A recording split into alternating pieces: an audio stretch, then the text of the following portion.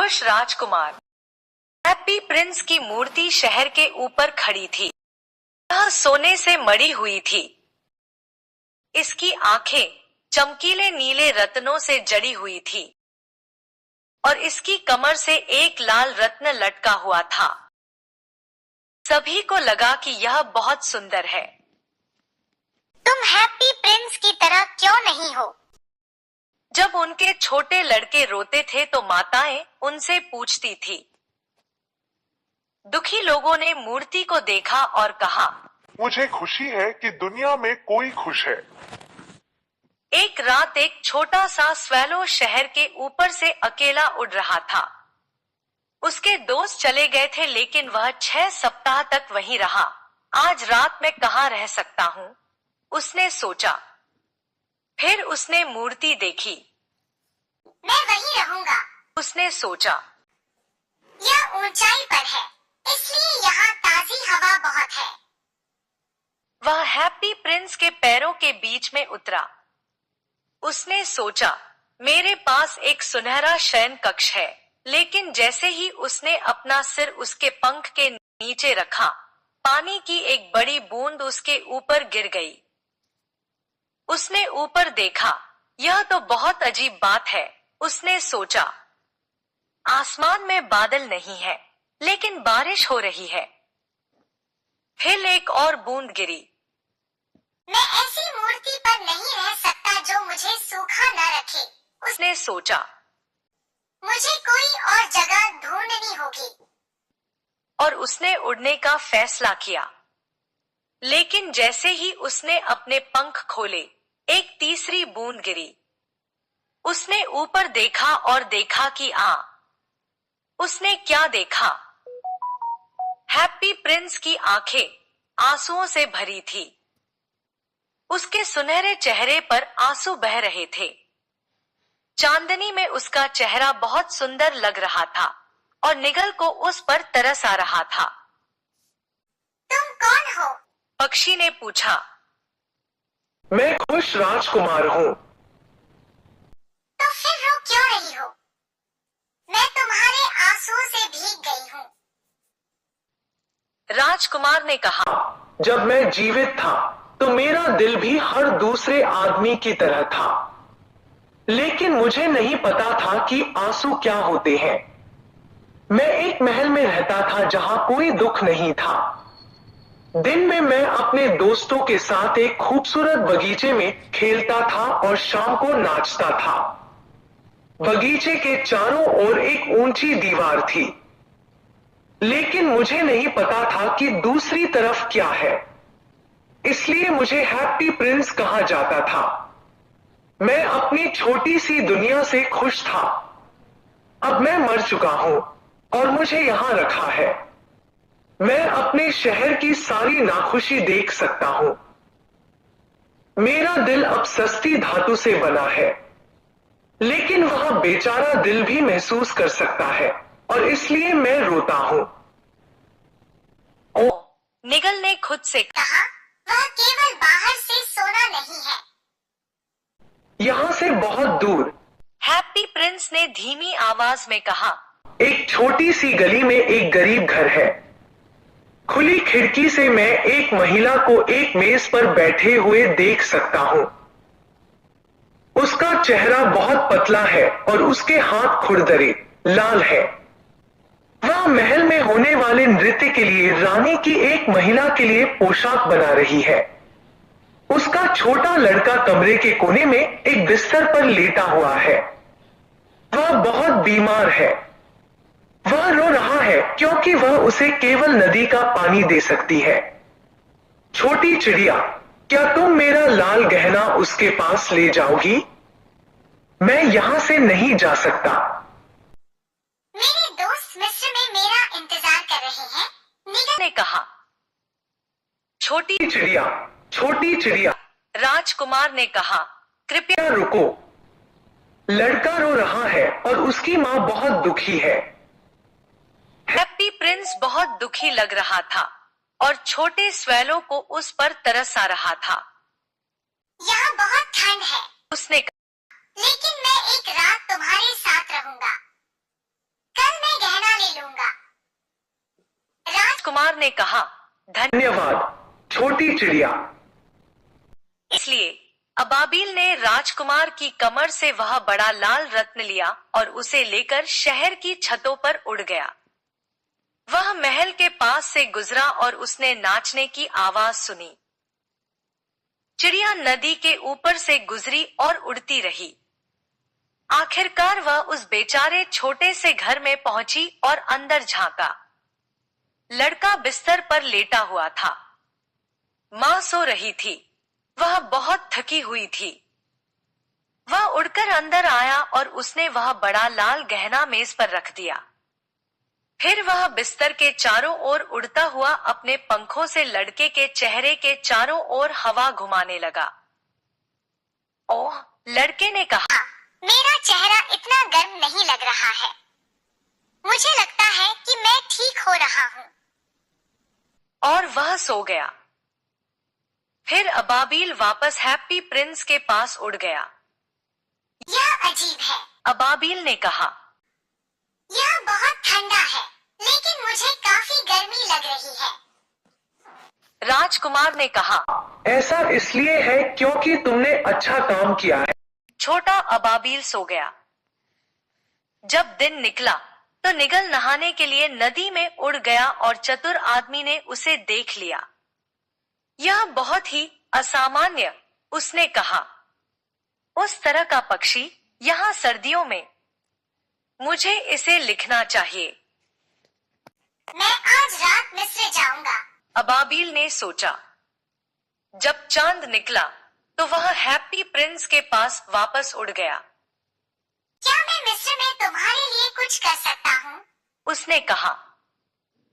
राजकुमार ने कहा, छोटी चिड़िया, क्या तुम मेरे साथ एक रात और रुकोगी? मेरे दोस्त मेरी प्रतीक्षा कर रहे हैं। पक्षी ने उत्तर दिया। शहर के उस पार बहुत दूर, राजकुमार ने कहा, मैं एक युवा लेखक को एक घर के ऊपर एक छोटे से कमरे में देख सकता हूँ। वह एक मेज पर बैठा है जो कागजों से ढकी हुई है। उसके बगल में कुछ मुरझाए हुए फूल हैं। वह एक कहानी खत्म करने की कोशिश कर रहा है, लेकिन उसे बहुत ठंड लग रही है और वह लिख नहीं पा रहा है। कमरे में आग नहीं है और वह कमजोर और भूखा है। मैं तुम्हारे साथ एक और रात रुकूंगा। निगल ने विनम्रता से कहा।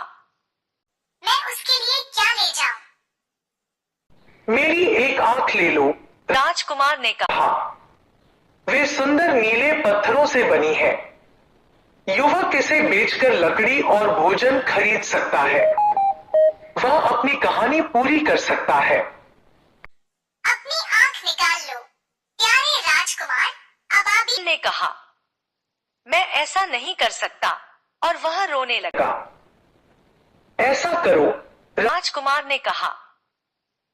इसलिए अबाबिल ने राजकुमार की आंख निकाल ली और युवक के कमरे में उड़ गया। छत में छेद होने के कारण वहां पहुंचना आसान था। युवक अपने सिर को हाथों में थामे बैठा था, इसलिए उसने पक्षी के पंखों की आवाज नहीं सुनी। जब उसने ऊपर देखा तो एक सुंदर नीला रत्न मृत फूलों पर पड़ा था। किसी को मेरी कहानियां पसंद है, वह खुशी से चिल्लाया।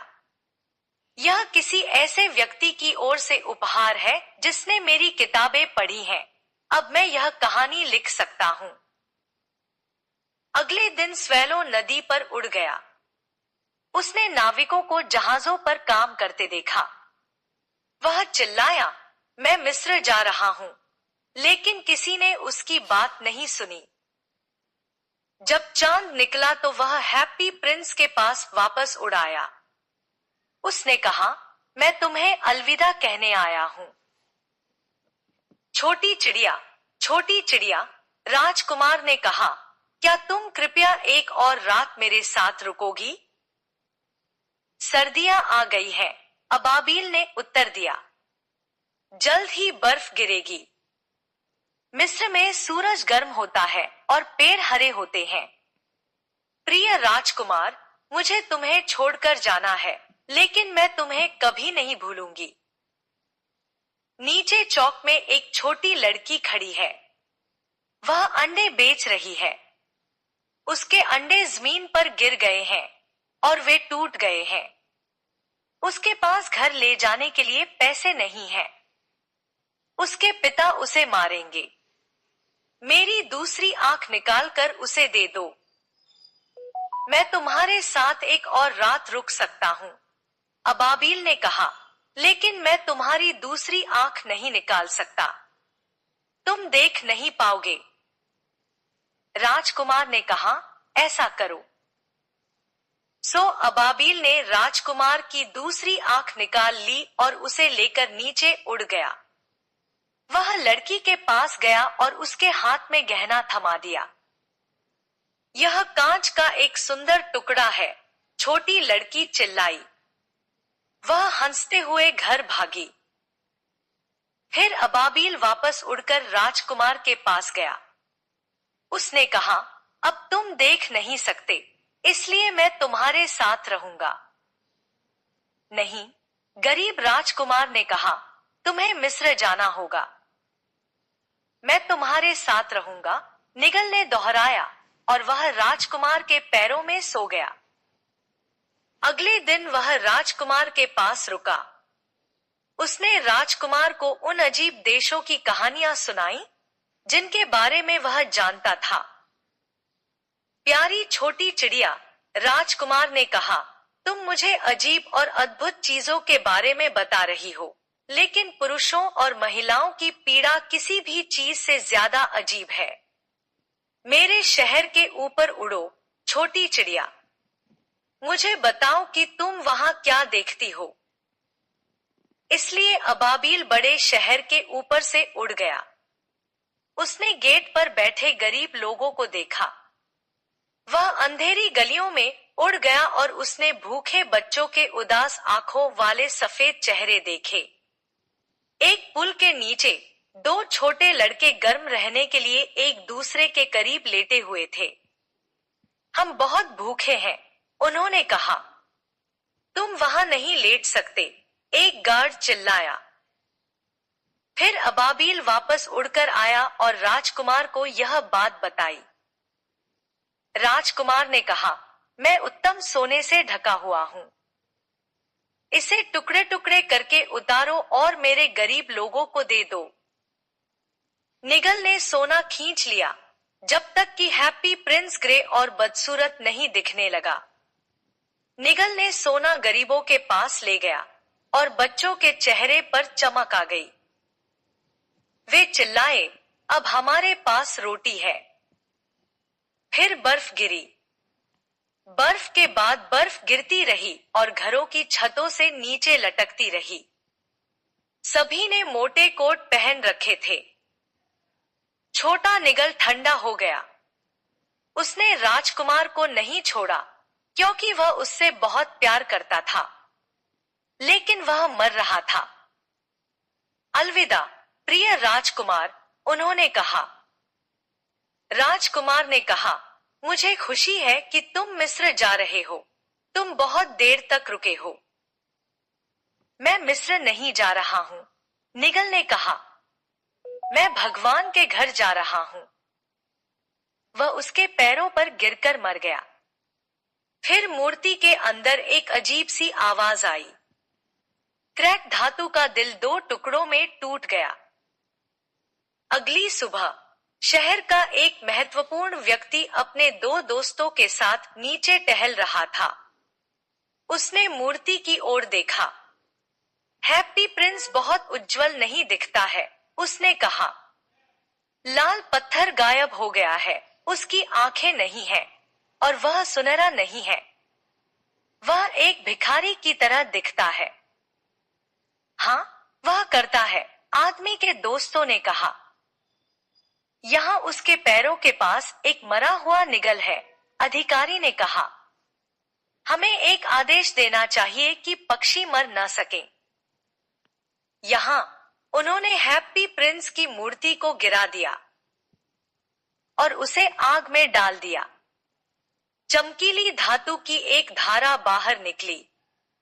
यह अजीब है, कामगारों ने कहा। मूर्ति के बीच में यह टूटा हुआ टुकड़ा सख्त बना हुआ है। हमें इसे फेंक देना चाहिए। इसलिए उन्होंने इसे मृत पक्षी के साथ फेंक दिया। परमेश्वर ने अपने सेवकों से कहा, मेरे लिए शहर की 2 सबसे अच्छी चीजें लाओ। वे उसके पास टूटा हुआ दिल और मरा हुआ पक्षी लेकर आए। हाँ, तुम सही चीजें लाए हो, भगवान ने कहा। यह छोटा सा निगल मेरे बगीचे में हमेशा गाएगा और खुश राजकुमार मेरे सोने के शहर में खड़ा होगा। Oscar Wilde.